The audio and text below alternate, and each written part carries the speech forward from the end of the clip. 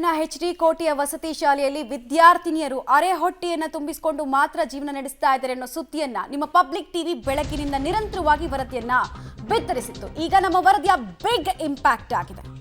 ವಸತಿ ಶಾಲೆಯಲ್ಲಿ ವಿದ್ಯಾರ್ಥಿನಿಯರಿಗೆ ಅರೆ ಹೊಟ್ಟೆ ಊಟದ ಪ್ರಕರಣಕ್ಕೆ ಸಂಬಂಧಪಟ್ಟಂತೆ ಕಸ್ತೂರಬಾ ವಸತಿ ಶಾಲೆಗೆ ಬಿಇಒ ಕೆ ಕಾಂತರಾಜು ಅವರು ಭೇಟಿ ಕೊಟ್ಟಿದ್ದಾರೆ. ಎಚ್.ಡಿ. ಕೋಟೆ ಪಟ್ಟಣದಲ್ಲಿರುವಂತಹ ಈ ವಸತಿ ಶಾಲೆಗೆ ಭೇಟಿ ಕೊಟ್ಟು ಸ್ಥಳವನ್ನ ಪರಿಶೀಲನೆ ಮಾಡಿ ಮಕ್ಕಳೊಂದಿಗೆ ಮಾತನಾಡಿ ಸಮಸ್ಯೆಯನ್ನ ಆಲಿಸಿದ್ದಾರೆ ಬಿಇಒ.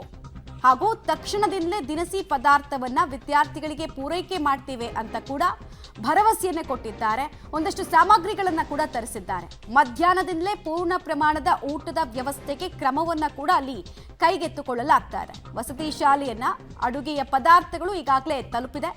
ಬೆಳಗ್ಗೆಯಿಂದ ಈ ಕುರಿತು ನಾವು ಅನೇಕ ಪ್ರಶ್ನೆಗಳನ್ನು ಕೂಡ ಸರ್ಕಾರಕ್ಕೆ ಹಾಗೂ ಸಂಬಂಧಪಟ್ಟಂತಹ ಅಧಿಕಾರಿಗಳಿಗೆ ಕೇಳಿದ್ವಿ.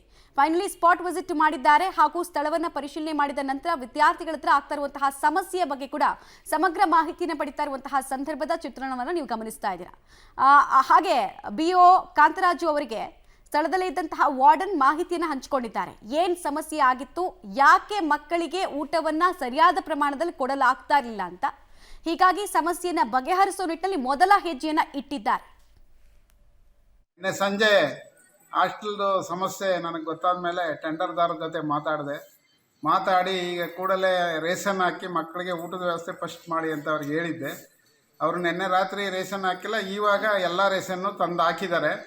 ತಂದು ಹಾಕಿ ಈಗ ಮಕ್ಕಳಿಗೆ ಮೆನು ಪ್ರಕಾರ ಇವತ್ತಿಂದ ಊಟ ಕೊಡೋ ವ್ಯವಸ್ಥೆ ನಡೀತಾ ಇದೆ.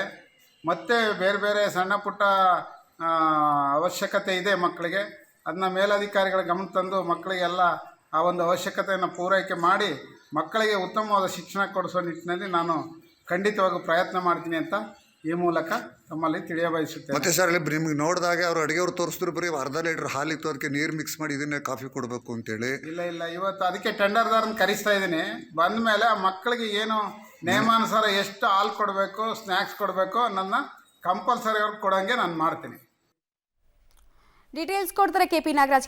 ಈಗ ಸ್ಪಾಟ್ಗೆ ಬಿಇಒ ಬಂದಿರೋದು, ಅವರು ಮಾಹಿತಿ ಕೊಡ್ತದೇನ ನಾವು ಗಮನಿಸ್ತಾ ಇದ್ವಿ. ಸೊ ಟೆಂಟೇಟಿವ್ ಆಗಿ ಸಮಸ್ಯೆನ ಬಗೆಹರಿಸೋದಕ್ಕೆ ಮುಂದಾಗಿದ್ದಾರೆ ಅಥವಾ ಶಾಶ್ವತವಾಗಿ ಪರಿಹಾರವನ್ನ ಕೊಡ್ತೀವಿ ಅನ್ನೋ ನಿಟ್ಟಿನಲ್ಲಿ ಹೆಜ್ಜೆಯನ್ನ ಇಟ್ಟಿದ್ದಾರೆ ಅಂತ ಅನ್ಸುತ್ತಾ?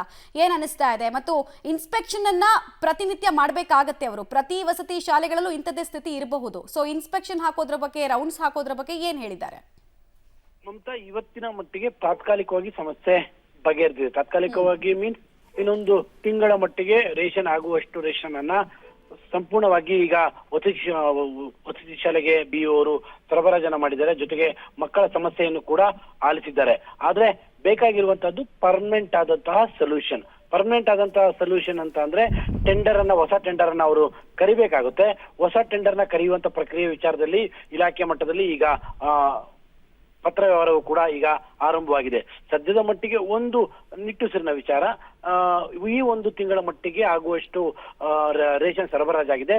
ಅಷ್ಟರ ಒಳಗಡೆ ಶಾಶ್ವತವಾದಂತಹ ಪರಿಹಾರವನ್ನು ಕೂಡ ಕಂಡ್ಕೋತೀವಿ ಅನ್ನುವಂಥದ್ದನ್ನ ಶಿಕ್ಷಣ ಇಲಾಖೆಯ ಅಧಿಕಾರಿಗಳು ಹೇಳಿದ ಕಾರಣಕ್ಕೋಸ್ಕರವಾಗಿ ನಾವು ಅದನ್ನ ಮುಂದಿನ ದಿನಗಳಲ್ಲೂ ಕೂಡ ಅದನ್ನ ಫಾಲೋ ಅಪ್ ಮಾಡ್ತೇವೆ. ನೀವು ಹೇಳಿದಂತ ರೀತಿಯಲ್ಲಿ ಇದು ಕೇವಲ ಈ ಒಂದು ಶಾಲೆಯ ವಿಚಾರ ಮಾತ್ರ ಅಲ್ಲ.